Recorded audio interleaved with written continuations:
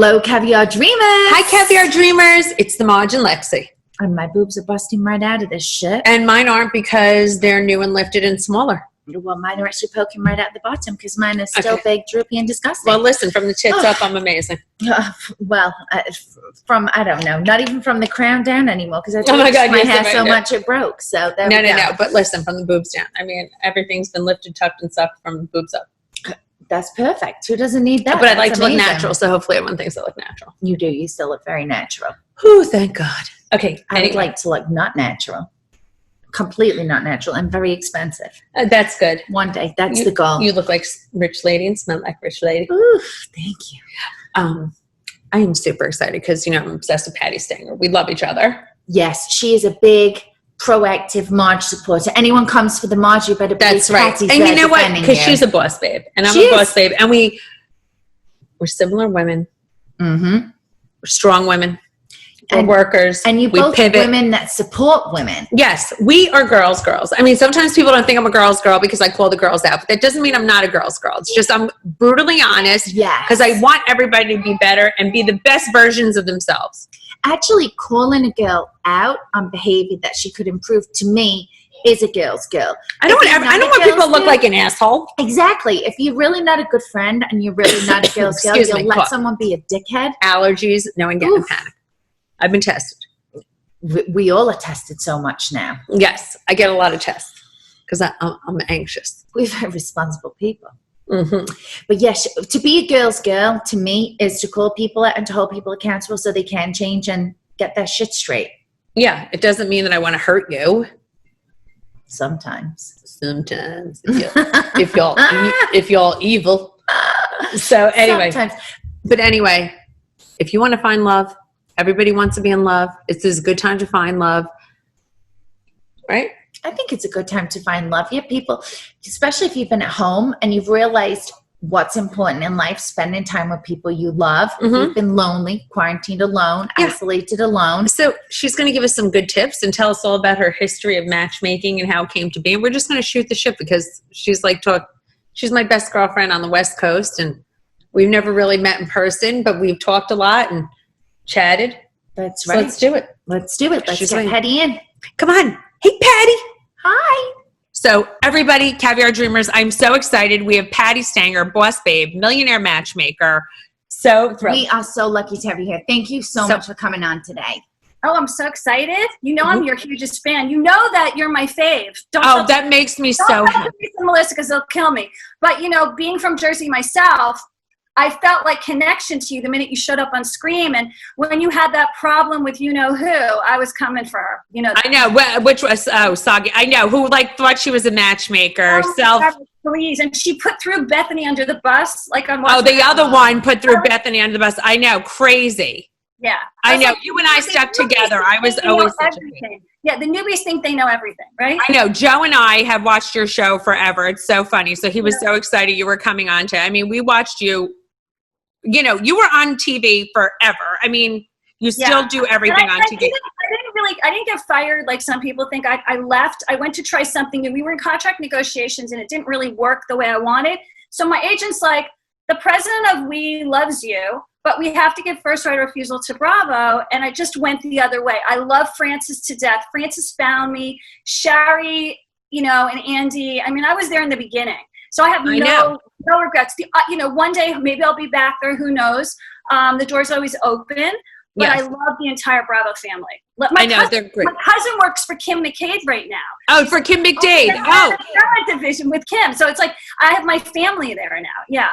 Wait, your cousin's not Jenna? No. Yeah. Jenna? Yeah. Okay. By the way, I work with Jenna. She lives near here. I know her mother.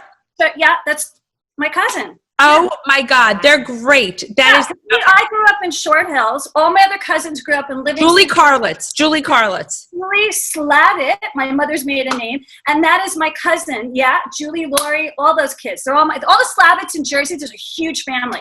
That's my grandfather had 11 brothers. So I love it. Well, maybe you should move back to Jersey. Just come on our show. I'm at the point where I'm so single right now. I said I'm sick of California men. I can't handle their children. They're like babies. And I said to Jill, Jill, Jill Zarin's my best friend. I said to her, I think I got to get back to New York and Jersey to find my real kind of guy that I snubbed my nose at when I was a kid because I went for the surfer, the rocker dude. Yes. Now I'm looking for a real man. Send me a Cuomo. Who doesn't love a Cuomo? We always say it. We love a Cuomo. First of all, I love Italian men. But the one thing that happened to me is I was alone sheltering in my 4,000 square foot home in California, terrified out of my mind. Every morning I had Cuomo and coffee, and he would just get me like, okay, we're going to be good. We're going to be fine. You're going to be okay. Don't worry about it. He was the voice of reason. He is. Lexi says the same thing. I mean, and he's single now. Him and Sandra so handsome. I know. Like she doesn't live far from me, and that's another thing. He's the most adorable thing. And I once dated an Italian firefighter, a 9/11 firefighter, who broke my heart. He cheated on me. I still love you, Steve, but fuck you. But anyway, I love these Italian men. Like Jewish women love Italian men. They do. And I was really born Catholic because I was biologically, I was adopted. So my biological mother was Catholic, and I was born in an Italian hospital in Newark, Columbus. You could be Italian, Greek, Jewish. It's all the same. Everybody all the same from Jersey, right? Exactly, all the same from Jersey. Right. Wow. So that is so crazy. Well, I think you got to come back and be with us. Okay, I'm going to come back. Come back to the East Coast. Now tell me how, I know everybody a lot of people know your story who are obsessed with you, but how did you really get started being a matchmaker? Okay, so this is a really good story. So my mom married the Brooklyn dude who came over to Jersey in like 1960, I'd say about 60. And he was like, if you could picture Richard Gere when he was in his younger days. American Gigolo days. My mother married that guy. Ooh, my mother fixed her up with his mother, two Jewish hotties. They got together. She's blonde and sexy like a King sister, if you remember the King sisters when we were kids. And she was a Deal Casino girl. We used to go down the shore and everything. And I know Deal Casino very well, by the way. In love. They try to get pregnant. They can't get pregnant because she has endometriosis at that time. So he cheats on her, and he goes to, check this out, Pal's Cabin. Do you remember Pal's Cabin in West Orange? No, I don't. I think my mother knows. My mother knows. We're big West Orange. We'd eat at the Manor all the time. Right down the street from the Manor. And every Wednesday night he would go out carousing, and she got wind that he was cheating. So she had this torrid divorce. Like nobody got divorced in 1963. It was a big fucking deal. It was like Mrs. Maisel. Yes. So my mother was Mrs. Maisel, and she moves in with, she will not take him back. She is done. You crossed the line. And my grandmother goes, what am I going to do with you? I fixed you up once. Can I do it again? And she trained her how to get men. Like she'd go on cruises around Manhattan Island, and she met the man that would eventually raise me. But what happened was the rabbi found out, and he's like, we're getting divorce after divorce. This is terrible. What are we going to do? And my grandmother started fixing up the entire world for B'nai Abraham in Livingston. And thus it was written. I love it. It was like everybody would send her. And then in the 70s when they were swinging, swinging 70s. I know. I would say that about my mother. They had so many divorces that I said to my parents, why didn't you take money? They're like, we took a chicken, we took a dinner. You don't take money. I learned to take money. Yeah. That's so good. And you made it into like this unbelievable business. Yeah. And I think, Tinder came out, Bumble came out, Match.com came out, but I still think you need the one-on-one. You have to. Interaction. You have to be able to have somebody that knows you and knows the other person to put you together. Now, that doesn't say Timber. I love Whitney, who created Bumble. I think she's fantastic. And that's not to say that Match hasn't done a great job. And it's great, but it's got a low-end client. It's not a successful client. Men don't really have money on there. The women are complaining left and right because it's slacker hacker. It's free. It doesn't cost me anything to invest. And it's hookup city on Tinder and passive aggressive on Bumble. And she's shaking her head because she knows. Yeah, right? I know. You know. And it's like, she's married already, but it's true. But she knows from her friends. She's that age. No, she met her husband on Tinder. Then you went. Yeah. Okay. So it can work. It's not to say it can't work, but it's a lot of work, time consuming. And the successful guy doesn't want to do that. And he can't because he needs to be discreet like your son. Your son says, no one should know I've got a professional job. Well, a man can't go on there and get harassed at work. He's a lawyer, doctor, whatever. They come to us. And we have a lot of guys that aren't even millionaires. We have guys that are like, $500 grand a year or $250 a year. We're not always getting Mr. Private Plane, but they're good looking. They're in shape. They go to the gym. They want to get married. I mean, that's still a good amount of money. I mean, I think women also have to.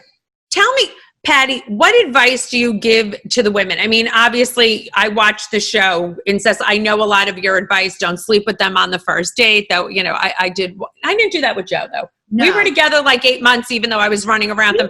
Wasn't he like your guy that fixed your house? He owned a company, contracting. He also owns apartments. I just want you to know that. I was like, he just wasn't the fucking handyman. He was in your house every day. You're connecting on an emotional level. Exactly. We were connecting. Sex. So that's the same thing. You don't have to worry about that. You knew him. But we're talking about like stranger to stranger.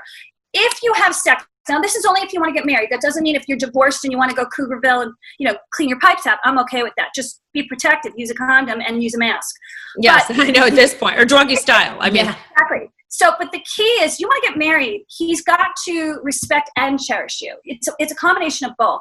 And if you sleep with him on the first date because you had too many tequilas, he's going to throw it to you in the heat of an argument and say to you, "You slept with me on the first date. Who else did you sleep with?" You're right. You're right. Now, did I create mankind? No. Am I, on their team? No. I'm for the thing that's right for the both of you. I want to see happy, loving, successful, long-term relationships. My job is to make you stay together and be happy in the process. And you got to teach this to women. Look, too many drinks. Women cannot hold their liquor. Past 2 drinks, we're like out the window. I don't like a sloppy drunk. I do not like a sloppy drunk. And it is known across women. I don't drink. I don't drink either. You and I have the same problem. I get migraines and cluster headaches, so I smoke a little weed on occasion for pain, but I don't drink. So if I'm around, and Jill doesn't drink either, but if I'm around Ramona, Sonia, Luann, and everybody's drinking, and I sometimes I feel really left out because we don't get that high. But then sometimes I see them falling down the staircase. I'm like, okay, well, I'm fine. Exactly. You know why? It's not attractive. I don't think is that attractive to men? No. They look, no man is attractive to us when they get drunk. When a sloppy beer guzzling man is rolling around in the streets and saying slurring words, you're not going to run after him. So it's not going to work. So drinking, no sex. And I think the third thing that's the worst thing you can do on a date is talk about your ex. And we get people feeling like, I feel so connected to you. And then they pump and dump their crap. Like, wait for it. It'll come out in its day, not on the first or second date, because they're going to go home, men, and they're going to process what you said. Well, she's still in love with her ex. She didn't shut up about him. And vice versa. Men too. Yeah, I think, you know what it is? I also have seen is like you have to be interested as well as interesting. Right. Ask questions. I mean, not be too nosy, right? But is that what it is? Because I see a lot of people talk about themselves too much. Mm-hmm. Well, the thing that men do is men will ask questions and women will talk too much about the details of the question. So we tell women, answer, if he's going to give you a question, try to do sound bites. Funny, flirty sound bites, like we do on the show. Yes. But if you go into deep Darkville, he then sees a problem and he goes home and he says, I don't want a girl with a problem. Most men will reject a woman that goes, blah, blah, blah, blah, blah, blah. Okay. Now, most men are not talky. They can talk to their guy friends in one sentences and everybody knows what they're talking about. They don't go into the details for an hour of a paragraph. So I say to women, ask every time he asks you a question, answer soundbite, but then ask every time he asks 3 questions, you answer 1. Then he's going to feel empowered. And if you say to him, you're right, you're interesting, you're smart, oh my God, you can get him eating out of the palm of your hand. The next week you'll have the ring. They need to know that there's something special to you. It's ridiculous the way they're really children inside, but they need to know they're special. They do. I think you're absolutely right. I always say, I think I'm a good wife. You're a good wife. I was even a good wife to my ex-husband, minus that I fucked around on him and left him for the contractor. But up until that point, no, I was very, very doting. You're nurturing. I'm very nurturing. I'm very... You're so handsome. What sign are you? What sign Aries. Are you? Aries. Oh, that's why. You take charge. You're the first sign of the zodiac. And by the way, soulmates can happen when you're with somebody else. Ask Tori spelling that. So soulmates can happen. It doesn't always mean that the person you're with is the person you're supposed to be with. The journey might have ended until the new person shows up. So I'm not against that, by the way. No, and it does happen. I was with my ex-husband for 17 years, which is a long time. Yeah, it was long enough. Yes, it was a very long time. I really loved him. I never planned on getting divorced. And I think we did grow apart, and we were meant to be together. We had kids together. He's a great father. I love him as a human. We're much better friends. But Joe, I'm meant to be with. But even him, I was very doting. You're very nurturing. You're very caring. You make him feel good. I think women have to do that to their men. To a degree, but you can't go into Mommyville. No. The more he dotes, that's when you give a dote. You don't give a dote without him giving a dote back. And I have a lot of girls doing that where I'm so attentive, I'm so nurturing, and he's not nurturing to me. How much are you giving? If it's totally uneven and you've given more than he's given, no, stop it right now. So I always say pull back. Mirror him. What he gives you, give back at a little less of a value. That's probably the Jewish way. That is. He has to love you a little more. Yeah, but I am the opposite. I'm like you. I gave too much in my relationships, and I learned this last relationship, I can't do that anymore. It almost killed me. Which your last years, I mean, just because we look up, was it David? Was it David? Yeah, it was David on the show. Yeah, absolutely. We stayed friends for a very long time. We did XX. I didn't meet anyone else. And then this last year, I ended it completely, and I don't talk to him anymore because I'm ready for Cuomo. No, I'm like, you're ready for Cuomo. All right, you got to get over it. No, I'm just like, I'm ready for a man. I want a man. He was a boy. Good. He's a nice guy. He's just not right for me. And I learned the hard way. It took a long time. I lived with him for about 3 years. So. Yeah, and I mean that's painful. That's upsetting. But listen, now you know what you want. What kind of guy are you? What are the qualities that you want in a man? I want a strong man. I want a decisive man. And I want, somebody who's successful at what he does, doesn't need my money. We can partner up and share. I'm a good sharer. But I don't want a baby that I have to take care of, that doesn't grow up, and doesn't go off to college at some point. So I like men who are very decisive. And that's kind of an East Coast man. California men aren't like that. I used to go for the sports guy, the 6'2", works out, like lives for the 5 o'clock gym 7 days a week, even when you're on vacation. Let's go, go, go, go, go, go. And he didn't know how to relax. I need a guy who can relax when he's not working, but he's also pursuing his dreams. Like right now I produce movies for Hallmark. And I love that. Yeah, the Matchmaker Mysteries, you can watch 2 of them with Danica McKellar and Victor Webster. We were in production on the 3rd when we got shut down. And they bought another rom-com from me, and I'm producing this horror series called The Dark Ones. It's a New York Times bestselling author, Rachel Van Dyken. So I'm doing a lot of producing, and hopefully I'll have the next show. I had a show booked, but COVID canceled it on another network, which was sucky, but I'm okay with it now. Maybe it wasn't meant to be. But it could happen after this, whatever. Right. It's like, we'll see what happens. Yeah. I love that you have been able to, pivot, which is great. I went to film school. That's why. I went to University of Miami Film School. So that's why. So I need a guy that is not jealous. I'm not a red carpet whore. I'm not a fame whore. Not at all. I don't really do shit unless I have to for work. Instagram is hard for me. I'm not really a big social media person. I'm trying to get better. My staff is pushing me. And I get it. Yeah, and I'm thinking about starting a YouTube. I have a YouTube where they throw videos up, but I haven't really pursued it. So I'm starting to get more into that one-on-one space with media, which was hard for me because I was so used. I produced my show. I produced it, came up with the concept. I was the executive producer. So good. Everything on that show. I mean, on a Wednesday, they'd come to me. Thursday's the mixer. Think of something. It was like that. That's high pressure, and I don't think people realize it. But I had the best teacher in the world, Sherry Levine, who was my right hand at Bravo, and she trained me, and Eli, who used to be there before. And they would literally train me, and my showrunners, Catherine Vaughn and Spike Van Briesen, they taught me how to do a show. So now I'm working with Kinetic on 2 other reality shows. We did Love is Blind and Married at First Sight. And what's great about it is I learned how to produce, budgets. And, I got all the locations. At Harrah's, when you saw Harrah's on $1 Million Matchmaker, I got that location. So it was a lot of fun, but it's work. But you're smart. You are so smart. And that's what's so impressive. And I think that's what's so inspiring to so many people and so many women. And that it's a man's world in Hollywood.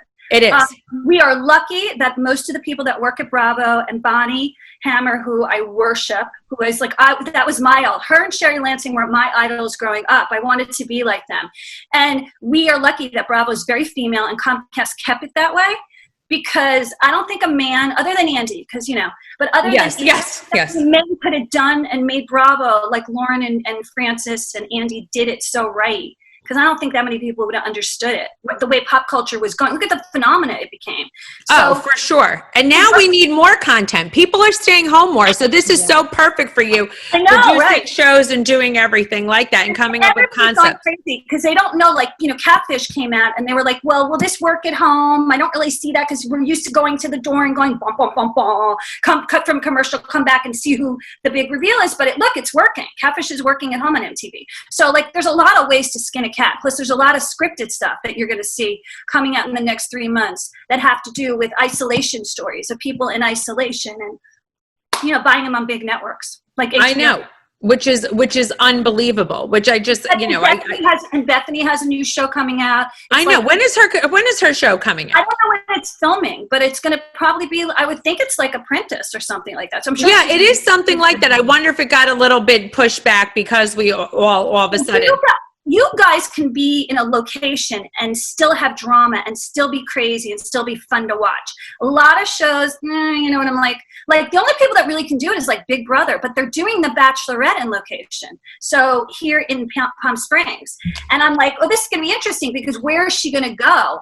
You know, that would be exciting because we saw these big elaborate trips. But maybe you don't need the elaborate trip. Maybe coming back to basics of connection of just two people talking and getting to know each other is really where, you know, television's going to go. We won't be bored. Well, I think it could be interesting because I think we've gotten so far removed from that. Oh, yeah, totally. Yeah. I mean, everything's bigger, better dress, bigger, better location, bigger, better helicopter. It was like an Uber Millionaire Matchmaker date. You know what I mean? It was crazy. Yes, it got too nuts. And I think it detracts from the connection between the two people, I think, a lot. And I think the girls started to go on The Bachelor knowing that they could make a social media career out of being on The Bachelor. And it wasn't authentic. Not the point. It's exactly. It lost its authenticity. I agree with you that because it's totally like the thing to do, like, oh, now I'm a celebrity, you know, and you had to work for it back in my day. You didn't get to be a celebrity. There was no way you were sliding in to become, you know, like at least a D-lister, you know, as Kathy Griffin says. Yes. Really working for it. You didn't just get to show up one day and go, look, I'm pretty. I know. Social media has totally changed the game and everybody was becoming an influencer and it is. Listen, I was, prior to going on Housewives, I always did local TV. I had my business with Lexi. Joe and I were going to do our own show. You know, we were picked up by 495. Yep, you know, 495, I know them. Yeah, we were picked up by them. I had flown to California. They were going to do. Sally Ann Salsana was going to do. I produced the show at MDM with her. I produced the Love Blow show. Yeah. Yeah, and I love Sally Ann, and she's great, but she was going to do Pigtails and Power Tools. We were locked up with them.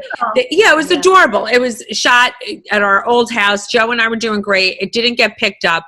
And then Housewives had come back to me. So we couldn't do House. And I was like, all right, the kids are out of the house. My business took a hit. I was like, fuck it. It's a great PR move. We're going to do. And listen, it worked out great for me. You know, I slid right in. Fantastic add-on. There is this, like, you know, we already had the Carolyn, Melissa, and Teresa story because it was family, right? Yes. But we needed the extras. Like Danielle coming back was okay, and I love Danielle, nothing wrong with her. But we needed new infusion. Yeah, I think we just needed a different decided Jersey that everything's not family. Yeah. There are women who've worked before who've had a divorce, and I just think, you know, it was needed. And I get along great with the girls. I love them. They're hysterical. I get along great with, you know, Teresa, Melissa, all of us, Dolores. You know what? At the end of the day, most of us get along most of the time. Listen, sometimes we want to kill each other, obviously. For a long time, you're going to kill someone. I mean, I've done long shoots with Nene. I've done long shoots. Well, Sonia was one of the most funnest episodes I ever did. Yeah, I was just going to ask you, out of all the people, because I was saying you did with Sonia, you did with Kenya Moore, you did with Cherie, you did with... Kenya and Cynthia was my favorite episode. I did 100. They were the 100th episode. So it was dear to my heart. We took a picture with them and the entire crew. I was crying through the whole thing.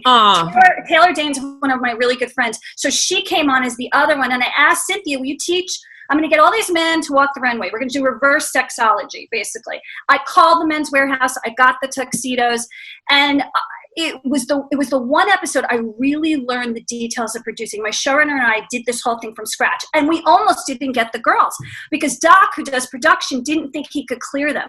But Cynthia and Kenya said to me, we're going to take a break in between our week shooting. We'll come out for you.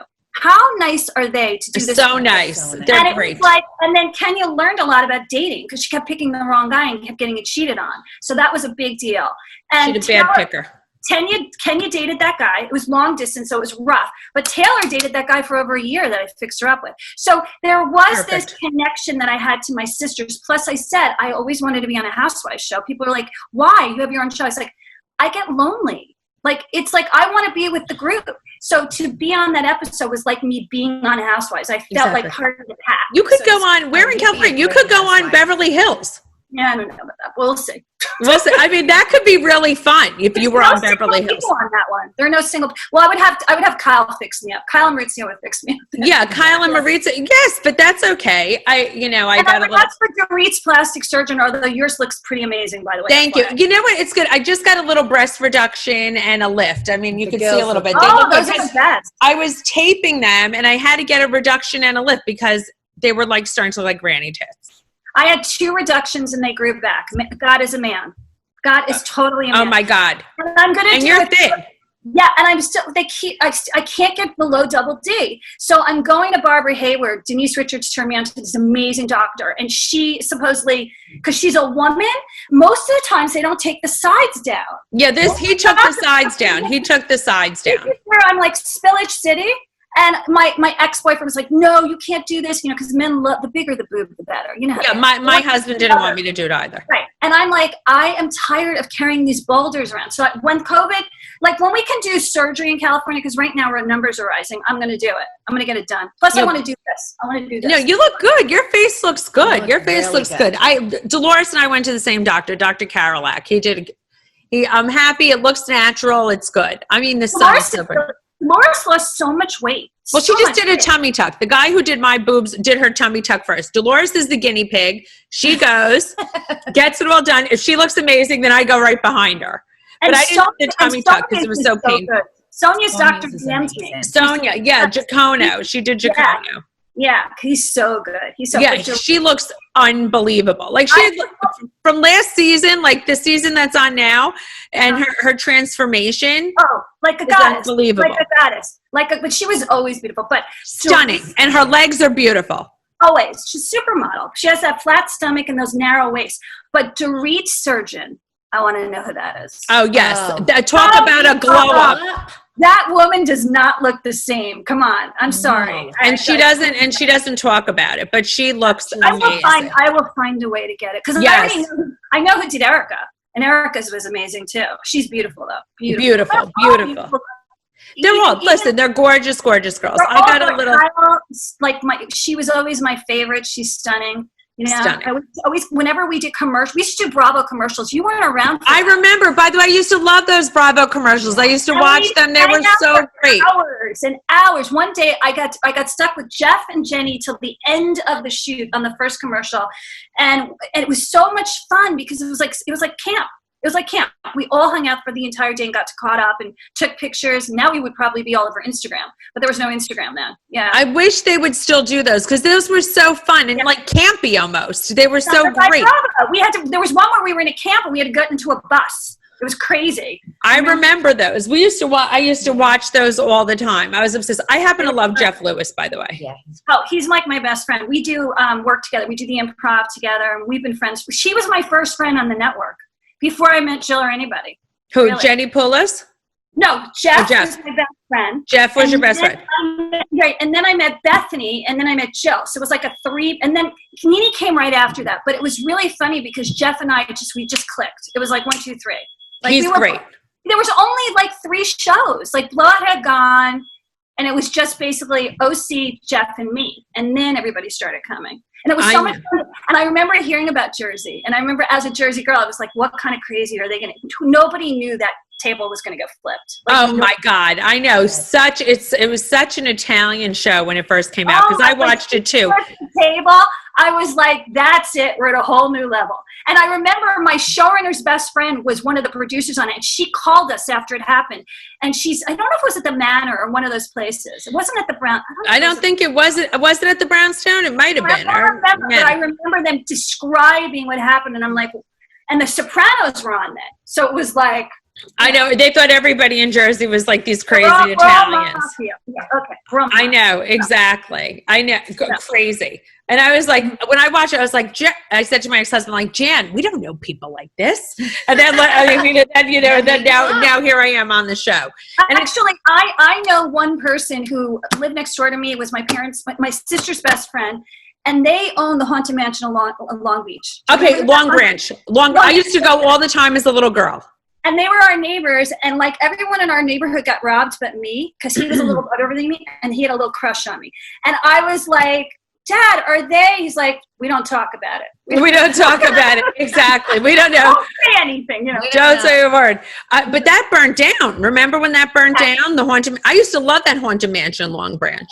And every time the Sopranos would say Short Hills, I'd be like, yeah! Like yes! Short Hills, yeah! I know. Where's your mom now? Well, my parents are dead, unfortunately. Oh, I'm sorry. Yes, okay. But, they migrated to Florida like they all do. The migration, right? Yes, the migration. And then, like, some of my, Julie and her family live in Alpine, that area, right? Yes, they live right near me, because I live in Englewood. Right. But a lot of us stayed in, like, my cousin Lori, her older sister lives in Short Hills. And then Donna and the rest of them live in his brother. The brother lives in San Francisco, like in Palo Alto area, and Donna lives in New York. So yeah, so it's kind of funny. And everybody migrates to the city. So it's always like the Jersey girl marries the Long Island boy. Did you ever notice that? Yes, they do. Like we go to camp, we go to college, we come home. You go away to camp. It's true. It's like one state. It seems like one state to me. It never felt like we were separate from them. Yeah, New York, because we're close enough. We're close enough to the city that it always feels like. But everyone's moving out of the city now. I know, but I can't believe how much real estate in the Hamptons has gone up. It's crazy. Well, because everyone's leaving the city in droves. It's crazy. It's Madison Avenue. It's with the they're afraid of the virus and all that. Yeah. And also, ever since the riots, everything, a lot of things are boarded up. It's not the same. It's not the same. It's actually really sad. It's like this little California sleepy town. I live in Marina Del Rey. It's next to Venice and Santa Monica. And the riots, it was on my birthday the riots happened. It was, we were getting pizza on this main street called Abbot-Kinney, which anybody in Venice. I know where it is, Abbot-Kinney Boulevard. And I'm getting pizza for my birthday because I haven't had junk food in like 3 months. And I say to my friend, I don't feel very good. We need to leave. Something bad's going to happen intuitively. And I left, and 15 minutes later, the riots came. 15 minutes. I just missed them. Thank I God. said, what the fuck? It was like, and when we saw all our friends' stores destroyed, all the merchandise taken, because there was no warning. It was sad. And it went on for like a week. Sad. Yeah. It is sad because you want to recover and make things good. And it's just, I don't know, it's going to take a long time for the city to recover. Everyone's moving. The Black Lives Matter, I agree with. So I was Me too. I have autoimmune. I have Hashimoto. So I was going to protest and my doctor's like, I don't advise this. Like, because I asked, I said, if I go out with a mask, am I protected? He goes, no. He goes, it can travel, droplets, the whole thing. So like I decided the only way to fight this Black Lives Matter situation and help them is basically to do Black Biz Matters. So I promote every week a Black business. That's amazing. So amazing. Good. And I'm thinking about like doing a little talk show on that. So, but I've been pushing Black Biz Matters left and right because I have a lot of friends who are Black and they own businesses, and they took a big hit. Right before COVID, they took a hit. It wasn't even COVID. It was like people were not buying their products. It was terrible. It's crazy. I know. We did a nice post and we'll follow these Black businesses, Black business owners. And I think that's so important. Absolutely. So my barbecue place is all Black owned. They better not go under. I'm telling you right now, I'll die. Exactly. And I think we also live in a very diverse community here in Englewood. Jersey was always like that. Totally. Jersey's very diverse. But we never looked at each other like that. Like we didn't have I remember there was a little bit, I got called a kike once, the K word, in high school. And I remember coming home and being shocked about it. And I just went, fuck you, like that. But I realize now, I was lucky that before that I didn't really get called that way because the Jews had just come to Short Hills. You know, it was very white. We had a country club that had no Jews allowed. Yes. Which was a public country club. There was a lot of this thing I just took for granted. Even sexism, even when Me Too came out, and I worked in the Garment Center for 10 years. Oh, Me Too. Who'd you work for? I worked for Juju. I worked for Jordache. Oh, Jordache. And I worked for Chiari, and I worked for Ginger. Yeah. I was in the jean business. My parents were in the dress business, and I was in the jean business. Oh, that's so funny. I was in 1400 Broadway also. So I was the dress building. That my dad was in that building, and his factories are in Scranton. So when we did Millionaire Matchmaker season 4, they put a blindfold on me. He says, "We're going to take you to where your new office is." And I drive up, and it's 1407. I mean, crazy.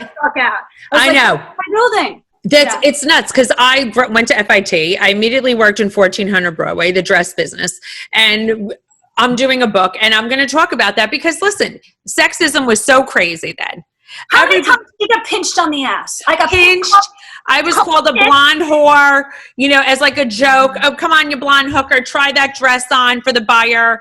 You know, you fit into. Me too. I was like the fit model. I was a size 8, and that was the tradition. That's like a size 4 today. And I said, and they would go, "Tits, come over here, try this on for Bloomingdale's," because I had all the major accounts, and I said, you know, okay, little dick. Like that's what I used to do. Like it was the same thing. Same exact thing. My boss would come to work and he would immediately get in his underwear because he didn't want his pants to wrinkle. After he got out of his Rolls Royce, he'd hold a meeting at Donald Schwartz. Yeah, he'd come from Woodmere, Long Island. And he would get undressed, and I'd have to watch him sit there with his his bulge in his little undies. Then he'd make me put eye drops in his eye. Oh my God, that is hysterical. Yeah. Well, I remember once I got hit on by my boss, and he was married. And I just said, we're going to keep this as a little secret because you're going to lose your job, and I really don't want to go there with you. And you're a really good boss, but keep your dick in your pants. Like today, you would have, thrown it to HR. Exactly. But it was just, not that's acceptable. It was commonplace, but it was commonplace, and we handled it.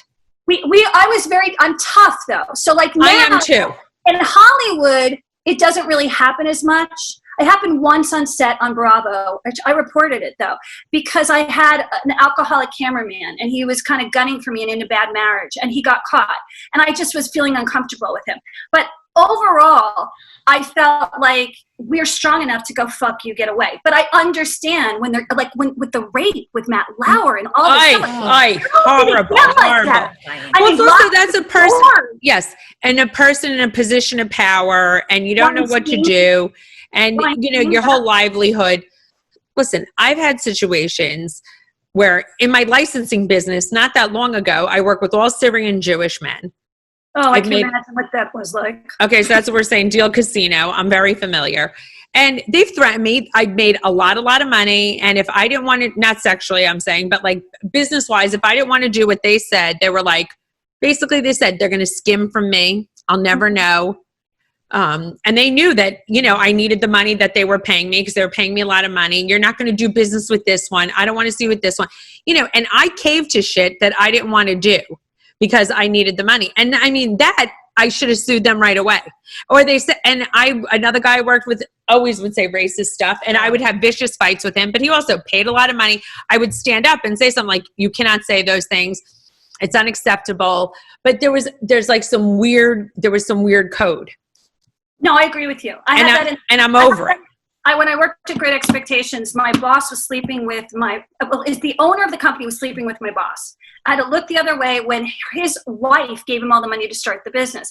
And I don't know if you remember, what was it called? 9.5 Weeks came out. And yes. With Kim Basinger, Mickey Rourke, yes. Right. He throws the money on the ground. He says, pick it up, hooker. And he did that to me. He was counting the petty cash, and I came in for a raise, which was due to me. And he threw it on the floor. I said, pick it up, hooker. And I said, no, I'm not going to pick it up. I'm going to go across the street to your competitor and teach him everything I learned here. And I'll never pick up the cash off the floor. And I slammed the door, and then he called me 15 minutes later and said, all right, come back in my office. I'll give you the raise. But you had to fight them. It's true. In order to, you had to show that they had to respect you, that you would fight them back like two cowboys, in a fist fight. Like, it was almost like you couldn't cry and whimper. You had to go, fuck you, and this is what I'm going to do. And then they were like, okay. But I know. Disgusting that you had It is disgusting. And the whole thing with, you know, some of the guys I was licensed to, I made them millions, but you know, you're getting a smaller percentage. And Like there was a lot of threatening. I mean, took us to strip clubs, and it's like you feel that was guilty the not standard. going. That was a standard. If you had buyers that were straight, every now and then there'd be one buyer that was straight, that was a guy. Yes. They'd bring you, come here, you come with us. You know, I was like, what? You pick out the girls for him. I'm like, are you kidding me? Seriously? I know. It was so, the shit that, I think it's our age group, because I'm 53, 50, same kind of time in the garment center, same, and even in my licensing, you know, all these so-called religious guys, we'd go to Vegas, and of course what happens in Vegas stays Vegas. All of a sudden religion doesn't count. Yeah, exactly. And I'd be like, what? Aren't we like, you know, isn't Shabbos, so we're going to a strip club? Like, what's going on? No. Did they also have the little temples inside the showroom? Yeah. Yeah. Jordash had that, and so did but he had that, and so did Juju. Juju had that. Clem had it. He would go in and to fill in, and I'd be like, please, you treat people like crap. You think God's going to care about this? Seriously. I know. Yeah, so it's just, I feel like I'm such a different person now, and I wouldn't cave to any of the shit I used to cave to. But then you couldn't even really say anything. Well, because we didn't know that we could own companies. We Yes. didn't, like, this is what women have to realize today. You could start from the beginning and own your own company. You don't have to go work for someone for 20 years like we did. I only figured out that he was screwing up the company that I could own my own. I was like, wait a second. I know what I'm doing. He doesn't know what he's doing. He's screwing it up. I could do this. That's the only way I figured it out. But now, some of them aren't even going to college. They're just like straight out of high school, and I'm cashing in like all those TikTok stars and the YouTubers. And they're saying, fuck you. I'm going to do what I want to do. It's true. I was listening to Maria Shriver's son, who just graduated from college, and he said on, I think it was Good Morning America or Today's Show, I don't remember which one, he said all his friends are saying, we're only going to get a job that we're passionate about. Are you kidding me? When I was his age, it was like, give me a job. I just need to make money. Well, we needed to make money. I mean, he's lucky enough that he doesn't have to really make money. Even friends were poor, even if their friends were poor, let's say he's rich and they're not, they're thinking that They're thinking about it. Yes, like my mother was like, all right, you graduate FIT, you could take off a few weeks, you better go right to work. Oh yeah, my mother, do you remember when you first got when we were 15 or 16, we got a permit, right? Yes. And that was the day you got your social security number. We didn't get it at birth. And my mother drops me off at Livingston Mall and says, either get a job or don't come home. And I got a job at Hanes, which was, you become Macy's. But I was thinking to myself, like, I was terrified, terrified. I worked at Bloomingdale's in White Plains. Right. I see my friends' kids. They don't give a shit. They were like, oh, let's go live with the homeless people for a week and let's videograph it. I know. It's so cool. It's so cool. I feel like we're setting ourselves up for failure. The generations now, like, we had to work hard. I was a waitress. I worked in a hotel. It was horrendous. Are you Australian? English. But I've been here a long time, so now my accent's a disaster. No, it's really we always had to work really hard, and kids now, it's a little tough. They seem to think that it's all handed to them. Well, if I had a child, I'd raised my ex's kids, and they are brilliant. And one of them thanked me and wrote, "You're my real mom," because I would have never gotten into college. She's going to be an engineer at Davis, University of California, Davis. And she wrote me this long letter saying, so great. I was so disciplined with her. I was like, you come back at 11 o'clock at night, I want to hear it. You do this, you get a job, you make money, no one's giving you cash anymore. Like, I really trained her and said, you're going to have to learn these lessons first. It's true. Well, I do think it's important. It's great to have passion, but I also think you have to be driven, and everything's not handed to you. You don't start at the top. You need to pay. I also think Maria's son was really interesting because they know they can think that way. Yes, that's true. It's the thought process. They can think that way. Our parents came from a place of lack. And they didn't say, go think about your dreams. Like, when I went to film school and I switched from business to film, my father's like, okay, well, I'm not going to pay for this anymore. And I took student loans out. And I was like, you're not going to make it. Ha! Ha! Yeah. Exactly. No, you're absolutely right. No, I will go to Hollywood one day and I will find my way. I don't know exactly what I'm going to do, but I'm going to find my way. And he told me if I wasn't a business major, I'd never get married. I would never be successful at work. And now look. Yeah. Exactly. And for a long time, you've been super successful. But the point is, like, we weren't allowed to think that way. No, I agree. Think that way is the fact that Maria did this and said, follow your bliss is beautiful, I think. Listen, I wanted my son to be a drummer in a band. I want him to be that because he was an amazing drummer and amazing musician, but he was much more driven and is in finance. So I was like, all right, I would much rather you be in a band and be super cool because I always love a guy in a band. Here we are, another day of sweating in the house with the AC not quite where it's supposed to be. Joe. Yeah, you know what it is? I can't really yell at Joe so much because he put in a whole new air conditioning system.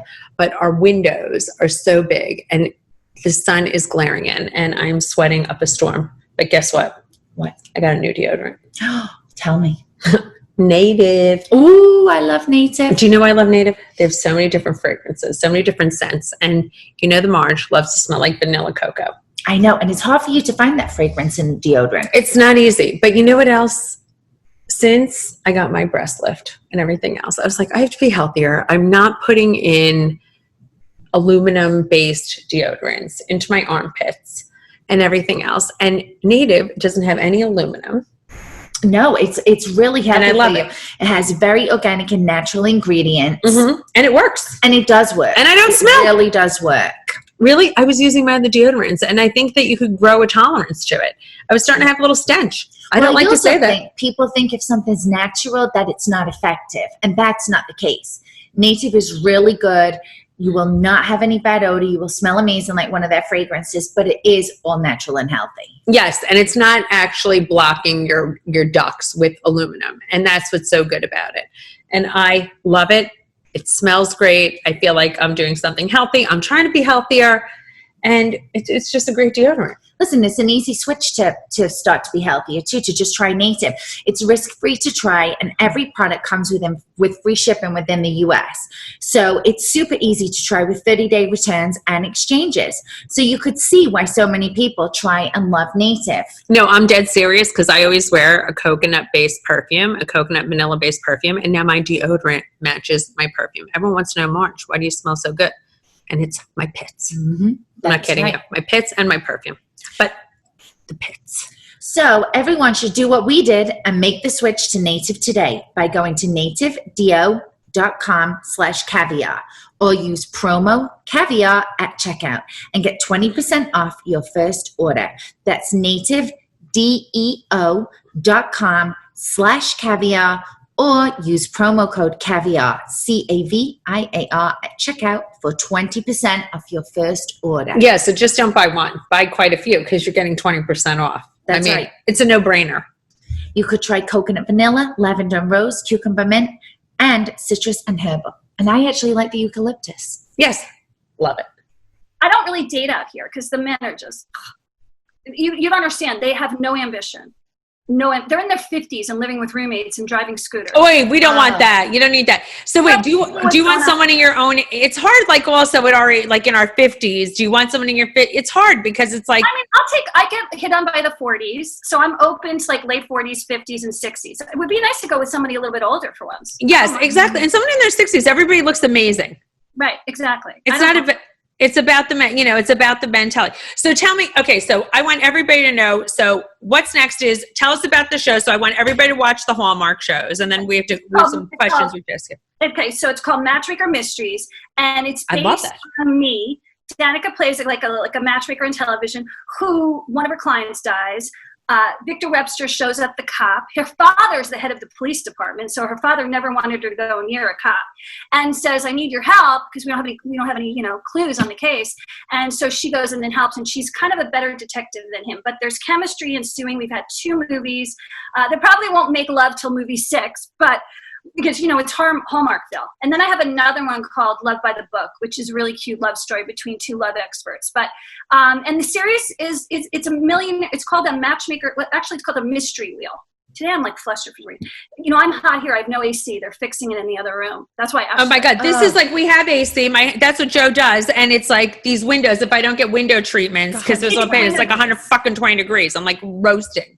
But it's Matchmaker Mysteries, and it's a mystery wheel. You can see it on the Mystery Channel and the regular channel. And it's a really cute show. Like, I fell on Hallmark about 2-3 years ago. I had the flu. It was Christmas time. And I love Christmas. The Jew that loves Christmas. That should be a movie. Exactly. And I cried. And every time I would get up and go, that's it. I'm done with this one. I'm not going to watch another one. I'm going to go downstairs and get something to eat. I'd come back and continue watching. I just kept watching. And then I went on a date with somebody who makes movies for them. And I didn't like the guy. So I pitched him this idea. And next thing you know, the president called me and said, we're interested. It was very weird. That's so good. I love that. Because it was true. I fell in love with Hallmark. And they have these huge parties, like once in July and once at Christmas time. And everybody gets together. And if you want to see beautiful people, oh my God. The most gorgeous men, the most gorgeous women in the world, and the nicest people, which is a really nice network to work for. So yeah. I know. Hallmark, it just sounds like it's such a good network to work. Yeah, it's a really smart network, and we have this amazing vice president. It's a feel-good network. Mm-hmm. Right. We just got a new president. We haven't met her yet, but the vice president, Michelle Vickery, is the one I went to lunch with, and she took over when we lost our president this last year, and she did an amazing job. She's probably the smartest woman I've ever met. She just knows her stuff. And I have this amazing development person over there who's really crafting me and teaching me how to do this. And I'm obsessed with rom-coms. Like my whole thing is, and now I'm getting book series on rom-coms, because we need rom-coms. They make you feel better. We do. They're they're just such a feel good. I agree. Have you seen Palm Springs on Hulu? Go watch Palm Springs on Hulu. Is it so good? It's a cute rom-com with Adam Sandberg. It's adorable.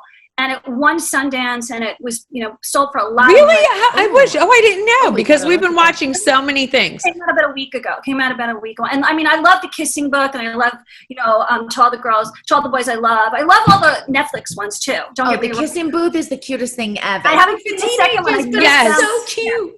I just put it on my list. Yeah. Absolutely. I'm going to watch Palm Springs. Yeah. I won't be able to watch it tonight, but tomorrow I'm watching it, and then I'm going to get back to you. You can watch it with your husband, because it's kind of a men's show too. It's both. Okay. Yeah. Joe watches squishy shit, so that's perfect. Not even squishy. It's got a little sci-fi to it. I'm not going to tell you about what it is, but you're going to love it. You're going to love it. Oh, I absolutely love that. So I'm just so happy, because you're so happy. You're doing so many great things. And I just love that, you give everybody inspiration, because you reinvent yourself constantly. But people, if they still want to be set up, they could reach out to your services. We still got your company. We still fix people up. We're about to do probably a back-end program where we give advice. You're going to be able to register, and there's different levels, and you'll get subscription every month for information, videos sent to you personally. But we do consultations, we do date coaching, relationship counseling, and we fix you up. So we do everything. You can register at millionairesclub123.com. There's an S in Millionaires Club. And then we have this website, which is really cool, called Attracting a Soulmate. So I'm really into meditation. I do TM twice a day. So I like that. We have to start doing that. Yeah, it's really good for stress. So we have it for people in a relationship that needs to bring the passion back and get the jiggy on. And we also have it for people who are single. And it retrains your brain to think love will come to you, so that you won't say, I'm too old, I'm too fat, I'm too whatever. So we have subliminals, and we have meditation, and we have hypnosis. And then there's a whole pep talk from me and Joe Vitelli, the star of The Secret. And he's on there, which is also awesome. So that's amazing. It's called attractingasoulmate.com, because a lot of times I'm working with someone and they're very negative on love. They've been brokenhearted over their ex. They haven't had a date in 100 years. They think they're overweight. They think they're unattractive. Or better yet, no one's good enough for them. Bigger, better deal. So I have to work with their brain to retrain it, to think differently, so that, people are attracted to them. Because if you're negative, nobody's attracted to you. Yeah, no one wants to be with you if you're negative, Nancy. That is so good. So on our show, we always have 3 questions for the fabulous people, and especially if you're okay. So we always say, the Caviar Dreamers, I always say we're entrepreneur real, right? So what is the most real advice that you can give anybody, like who's reinventing themselves, who's starting something, not like have a business plan, but just the most real piece of advice? Yeah. Okay. Number one thing to do is your research. I can't tell you how many people don't read. They don't read anything. They just go, I have an idea. I'm like, great. How are you going to do that? So they don't know if there's competition. They don't know if it's easily affordable. You can get yourself into a hole, right, of spending your money on something. And they also don't see what is the market yielding? What are the trend forecasts going on? Like, so everybody's yelling at me, no one's making money in COVID. And I go, yes, they are. Paper products are making money. Sanitizers are making money. Pajamas are making money. Sleepers are making money. Sweatshirts are making money. Don't talk to me who's not cooking. is making money. So I said, you've got to find what the market's yielding, and the timing is critical. That is research. Read the newsfeed on Apple. Learn what's happening in the world. Learn what people need in order to survive. Learn what's trending. You know, like Amazon made $13 billion like last week. He's probably number one, back on number one. I think him and Carlos Slim go back and forth. And Jeff Bezos and him. Yes. So you know, there once was a Jeff Bezos who sold books out of his garage that ended up becoming Amazon. Bill Gates, you can tell that story. Steve Jobs, you can tell that story. But do your research. You can't just think it and expect it to come. You got to work at it. It's true. It's true. Yeah. Mm-hmm. And we always say there's defining moments in everyone's career where you have to really pull up your big girl panties and do something that, you know, could be hard for you, that like a real career defining moment. What was yours? Ooh, that's a tough one. I know what it was. Okay, so I worked at a company, and my boss was the head of sales of the company, and she's a woman, and we had been taken over. It was Advo Systems, the grocery coupons you get in the mail, and I loved my boss, Evelyn. She was amazing. She was training me. I just started there. Good job, good money, but the old boys wanted to push her out. She didn't play golf. She didn't this. So they decided to sue her, and they were using me as the newbie as leverage. And I said no, and I quit. And my mother says, what are you doing? You don't get COBRA when you quit. No healthcare, right? I know. I'm going to start Millionaires Club. And she's like, and everyone told me, you will fail. You will fail. Nobody's going to want to join a club like that. No one's going to spend that kind of money. And I literally left with no health insurance, no security, probably 20 grand in the bank at the most. And I started Millionaires Club, my dating service. It was terrifying. That's a great, I mean, but how impressive is that? That's wow. And you have such integrity. I love that. I testified for her. When I left, I couldn't date anymore, so I testified for her. Yeah. You're such a girl's girl, which I love. Mm-hmm. That's so good. And she's the head of the penny saver now. So I know went to the nectar competition, basically. Yeah, exactly. So I always say, I'm 50%. The reason I've had success in my career, I'm 50% determined. I'm 50% delusional. Okay. What percentage are you? I'm probably 30% delusional and 70% determined. I was taught that when you say no, that's when the sale begins. So I never expect anyone to say yes. I don't have that when it's easy, I'm like, how come this is so easy? You know? Delusional was like I moved 1,000 miles away from my family to California. I didn't have $1 in my pocket. It was like Madonna. I circled Venice Beach. I'm like, I'm in Hollywood. A taxi driver going, oh my God, it's so beautiful. And I remember my mother's best friend took me for a drink at Coffee Bean, and I had one of those whipped cream frappuccino things, and it got all over my face, and said, I'm never leaving this place. Because I was so in love with it, and the men were beautiful and tall. So, but I was delusional because I had no money in my pocket. I was pretty much broke when I got there. And I was like right out of a breakup from a heavy relationship. I thought I was going to marry. I was madly in love with this person. It was very romantic, very magical. He made concerts for Andrea Bocelli. I met Andrea Bocelli. His boss got in the way. He was from Jersey. He grew up in Paramus, and he ended up living in it's kind of close to Princeton. I can't remember that town. But Cherry Hill? No, it was it'll come to me afterwards. And he basically broke my heart. 10 years after I became famous, he wrote me an email, and he was flirting with me, and he was married. Oh, Caught that, and he would, every time we were supposed to meet, he'd change his tune. And I said, are you fucking married? And he's like, yeah. And he told me to be married. So I've done delusional guy shit. I lived in fantasy with my guy shit. But when it came to my business, I was pretty sharky. I was pretty like, fuck you, have the money my way. Yeah. Good for you. That's because very, very impressive. Delusional is really the hope and the excitement. I agree. And you're giving it to like God to say, show me the way. Because most of the times when you get to your business, you really don't know what's going to happen. You have no roadmap. No one's going to say on a Tuesday, this is going to happen on a Wednesday. And there's no roadmap, kind of like what they're going through with COVID. There's no roadmap. So you're kind of like at the mercy of the universe. But the fact that you're ready, like I made a mistake. I think when I went to I lost my audience, and my audience was at Bravo, but I loved Mark the president of We have a tight relationship like you've never seen. And if he lands in another network, like he's my guy. But I don't think I should have left. It was just really bad timing. And I'm grateful. I learned a grateful thing, and I'm grateful to Bravo. You know, like some people are not grateful. They're like still bitching at them. I know, and they shouldn't be bitching at them because it is. I'm like, thank you for giving me a career in television. Yeah. I absolutely agree, and it's an amazing platform, and it's launched so many people's career. I mean, like, think about it. We are the official gold standard for pop culture, and we put this on the map, you know. MTV did a pretty you are really the originator, though. I mean, if there's an OG, you're the OG, the original. But I mean, like, it's not been another matchmaker. But what I do love about this now, like, Indian matchmaking just went up. I was so great. I thought, what a good idea, Netflix. Kudos to you. And Love is Blind, and Married at First Sight, and 90 Day Fiancé. And like, all these love shows. And there was a time you couldn't sell a love show. Like, my agent's the #1 agent at William Morris, Lance Klein. He's like, no one's buying love shows right now. I remember he told me that. I go, every year's Valentine's. There'll be another one next year. Like, I know people are always hopeful for love. Yes. And you started that. Right. And The Bachelor too. It's like all that happened. I mean, you know, there's a whole story behind The Bachelor we can save for another time. But what's really interesting about it is like now love is here to stay. Love Island is shooting in Vegas. In Vegas at a hotel, and it's supposed to be on an island. Love Island, like yes, like if people want it so badly.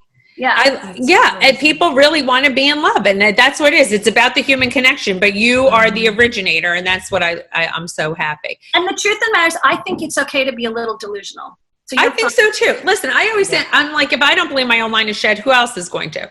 Like in my head, you know, I wake up every day, I'm like, we're doing this, we're doing this, we're doing this, and then we're achieving this, and everyone's like, you're same thing, you're not going to do that. I'm like, watch me. That's what I always say.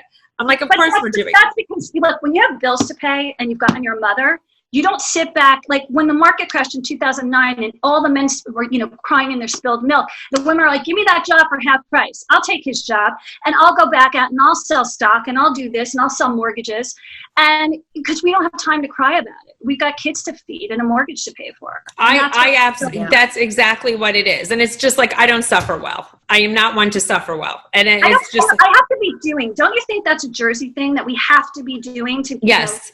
Yeah. I feel guilty. Like I have my plastic surgery. Lexi says I pace around the house and they're like, you're supposed to be in bed. I'm like, rest. I can't like rest. I feel guilty if I'm in the bed. I'm like on the phone. I'm doing this. I'm walking around the house. I'm trying to do work. I'm like, don't lift anything. Your boobs are going to fall again. I'm like, oh my God. Yeah. I can't chill. How did you two meet? I moved to New York on a whim when I left England, packed a suitcase, moved here on a whim, and someone introduced me to Margaret, a good friend of Margaret's. And she asked me to come to the office one day and do like a show for her, like a little show, like a boutique pop-up at Grand Central Station. And I never left. We've been together 12 years. Literally never left. Wait, she must have been 10 when this started. Oh my God, thank you. That's very kind. I'm going to be 40 this year, and I've been with Marge 11, almost 12 years. We're together. Do you live in the city? I do. I lived in the city. I just left the city a year ago. I have a little boy who's almost 2. So where do you live? Down the street. Down the street from me. That is like, did you help her find the house? Yeah, she lives in a beautiful apartment building next door to my mother. Yeah. Oh my God, that is hysterical. Next door to Marge Senior. So they have a great crew. She literally lives a half a mile down the street. That is so cute. That whole area is great because you can just jump over the bridge and go to the city. Yeah, it's so hard. You didn't have to take the train or the bus, that whole thing. When I was growing up, every weekend I went to the city. Every weekend. Listen, thank you so much. Thank you so much for we love you. Thank you so much, Patty. You come to California for like press and this opens up. Yeah, but come home and then you'll meet a guy and you'll move to the East Coast. Yeah, you can stay in my house. Oh, okay? But you don't have to ask me twice. I'll be there. Okay, mwah. Thank you so much. So that was a great one because she's so positive, personable, and kind. I mean, I'm a little obsessed with Patti Stanger. I have like a little crush on her. I love her so much. She's a girl crush. She's a real girl's girl. She's a girl's girl. She's perky, positive, beautiful. She's started basically in reality TV on Bravo. She's one of the first shows ever. She's smart. Yep. I want her to move to New Jersey. She's must move back. She produced all those shows too. I'm totally watching all the Hallmark shows. Hallmark. I think she should be the New Jersey housewife, truthfully, because I think she'd be so much fun. And we need someone else single for Teresa. Yes. So who's Teresa going to go out with? I love her. We should make a petition for her to come back and have a new workplace on Her and I would be BFFs. Oh, definitely. I'm obsessed with Watch her. out, world. It's funny. Oh, Joe! Jesus! Woo! Oh, Joe! Man down. Did you try and shoot me? Woof. It's funny that you guys have a very similar start in life, and I think that's what made you guys so determined. Yes, the Garment Center, the crazy bosses, the sexual inappropriateness. The standing up for yourself from the very beginning and having to fight And not for your thinking place. it's abnormal. Yes, and fighting for our place. Well, she is just unbelievable. I really, really enjoyed that. She's great. So you can follow Patti at Patti Stanger on Instagram. She's super easy to find. And you can follow the Marge at The Real Margaret Josephs. Real Margaret Josephs posted the fake one. You can follow me at The Life of Mrs. B and the podcast at Caviar Dreams Tuna Fish Budget on Instagram and YouTube. Yes, thank you. I hope you guys enjoyed this one because I sure did. I couldn't stop talking. Oof, that was a great episode. Great. Let's call her now. I know. Hey, Patty. Let's pick up where we left off. I can't wait to be together. Keep dreaming, guys. Keep dreaming, caviar dreamers.